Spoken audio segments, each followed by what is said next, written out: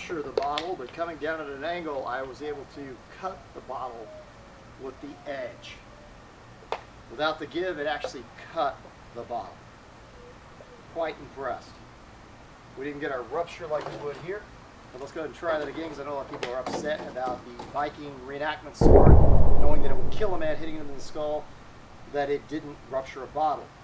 But as we look at it here, I don't know how well you can see it on here, but it does this weird creasing thing where it stretches the plastic and literally leaves marks in the plastic. I mean, like where it's stretched and bowled out, shaped like the edge. Let's go ahead and try that again with another bottle. It's not compromised, but this actually cut into the top of the bottle, coming down at an angle.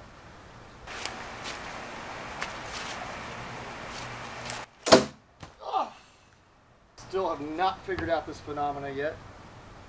It's putting massive creases in the bottle, but it's not able to rupture it. I think it has something to do with the edge being about, I don't know, 3 millimeters or so thick, so it doesn't hurt a person when you try to cut them, or, you know, obviously if you hit them, it would break every bone in your body. But the bottle is able to absorb it. Although coming down, we were able to slice through the plastic as if we were cutting, because it came down at an angle like that. So, kind of cheating. Let's see if we can do it. Try to tip it. I'm going to try to hit just with the tip, hoping that this will somehow rupture the bottle.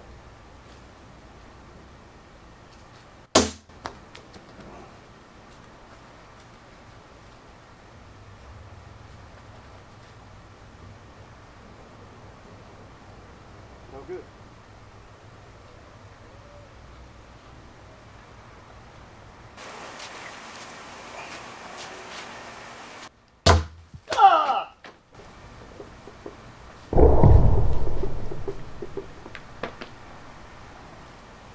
Well, it looks like we got another ruptured cap.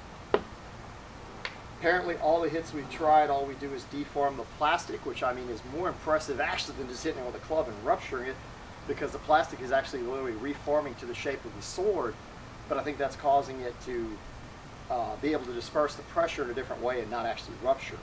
Whereas me hitting high and hitting in here, I pretty much just caused the cap to blow off. It's the hardest part of the plastic. Right, the other one we literally cut into it. So I think that's about all this is going to do, and it's not because it's a weak weapon or because it doesn't injure someone or couldn't kill a man or something even without an edge.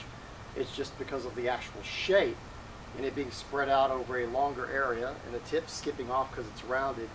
You're not going to get something sharp to catch on the plastic to help rupture it, and the force when it transfers is going to all be into this little area, which it's more concentrated.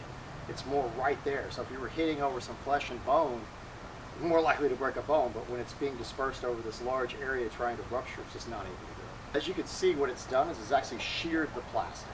This is not a rupture. This is from the edge coming down at an angle, and I meant to hit a little bit lower, but I hit up high, so it kind of wedged it against the actual shape here, and we sheared it with the actual broad 3 millimeter edge, like 2.5 to 3 millimeter edge. So that is just like, wow. That doesn't mean this is not isolating force. If you look at our bottles, we have all kinds of weird deformations we did not have from the other weapons. If they hit them, it didn't break it. The bottle flew, you see no damage.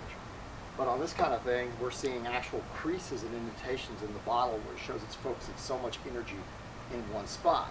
So that leads me to believe it's something about focusing the energy all behind an edge, a straight edge against the bottle, is sending a shock wave through it, but not enough to rupture the bottle. It's coming out even all the way around. Whereas some of the other impacts, if we're hitting with sticks and so on, is such a larger area that it's spreading it over that it causes one side of the bottle to pop before the other. So, but this is probably the best we're going to do with this. We actually sheared it. I mean, I think that's pretty impressive, and the bottle is compromised, and not the cap. Anyway, I just came back to do that because a few people wanted to see me try harder or try again, so there you go. I still think this is a very lethal weapon if you were to use it. Or this weird thing to the bottle caddy where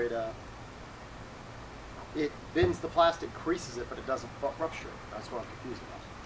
Very confusing. I don't know how to make it rupture it, but I'm not going to recommend it again. What? Sharpen it? No, that wouldn't rupture it. That would